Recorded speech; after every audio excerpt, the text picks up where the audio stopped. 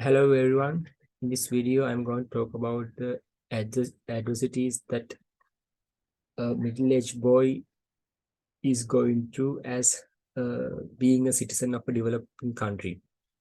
So for this year, I will be 28 years old. So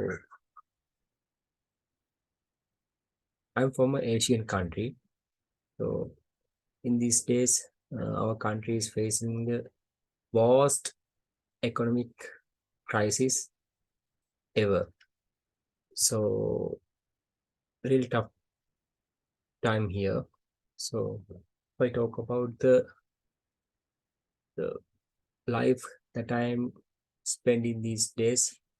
So since there is a crisis in our country, the job opportunities are very less. So as a graduate who passed out recently, so we are desperately searching for new job opportunities. So if I talk about my my childhood life and the life after A levels and university studies. So in our country, the children are going to school at their 5 years old age, 5 years age. So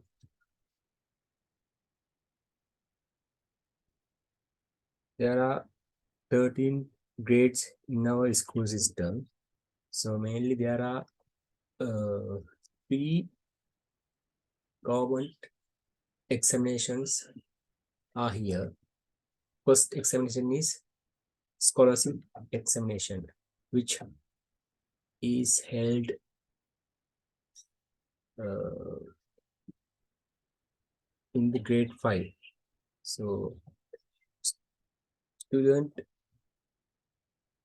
who pass the examination, student who are able to exceed the cutoff mark will be able to join good schools. The schools with good facilities. So there are two papers in that examinations. So student have to get marks out of 200. So depending on the difficulty of the paper and the number of seats available for students in other schools, the threshold mark, the cutoff mark is announced. So depending on the district, the cutoff marks are changed. So the maximum mark that one can, then what the student can get is 200. So district to district, the cutoff marks are changed because uh, for some district, a lot of facilities and the competition is high. So the student in those districts have a lot of opportunities for the education compared to the rural areas. So the cutoff mark for those uh, town areas are high. Town area means more towards the western province. So yeah. So the next government examination is held at grade 11. So grade 1, 2, 3, and so on, grade 11. So uh, every student have to pay this there's that examinations. So student who are able to pass this examination will be able to sit for the third government examination, that is advanced level examinations. So these are the three main examinations in Sri Lanka. So from grade 10 to grade 11 students are learning 9 subjects. So in the second examination, that is ordinary level examinations, students are sitting for 9 exams. That means there are 9 question papers since there are 9 subjects. So the in Sri Lanka there are grading system, that is student who can score greater than 75 will be getting A mark. Students getting marks between 65 to 75 get B pass, and the student who score between 55 to 65 get C, and the student who score, I think it should be 45 or 35, they got S mark. I mean, student who score between uh, 35 or 45 to 55. Depending on the difficulty of the paper, these threshold ranges are varying. So, the basic requirement for student to qualify for the advanced level examination is they should get 6 pass marks for 6 subjects, including 3 credit passes. So, mathematics and Sinhala are essential subject to pass.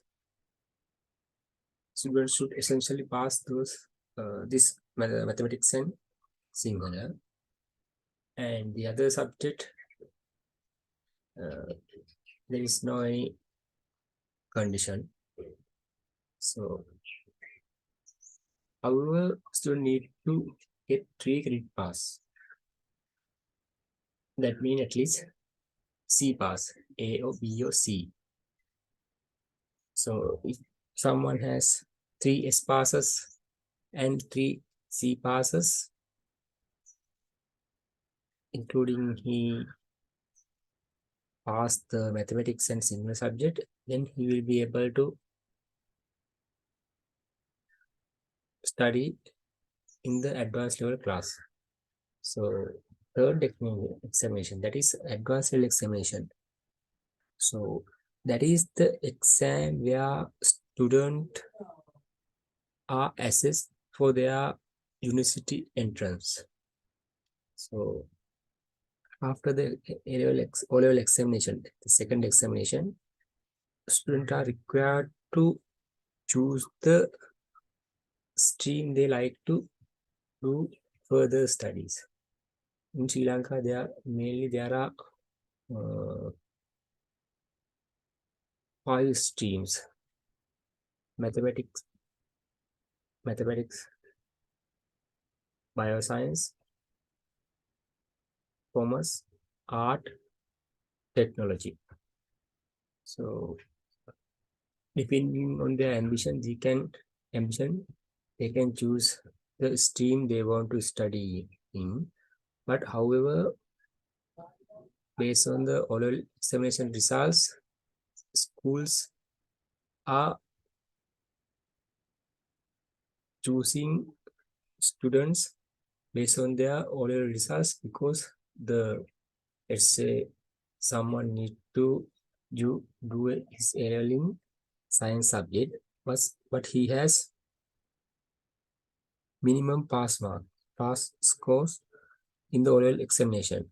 If the availability of the facilities is limited for the in the A-level classes, schools have to choose best students for study in the high demanding streams.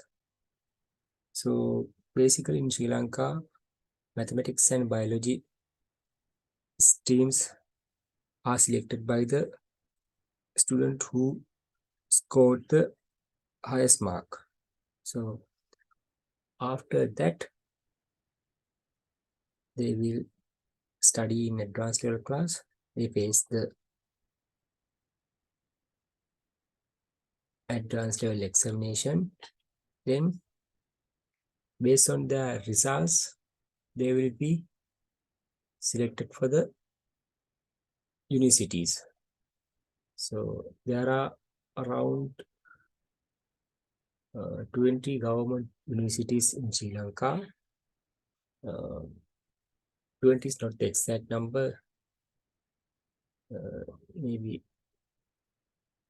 yeah, 20 is not the exact number, but around 20 government universities can be seen.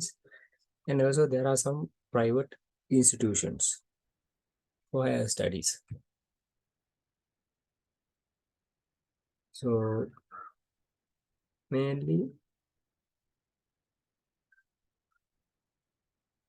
students have to select universities based on their preference, and then the government will select the students based on the uh, demand and the score results of the student. So that is basically how Sri Lanka education run. I mean that is the way basic phases of students' life in Sri Lanka. Thank you.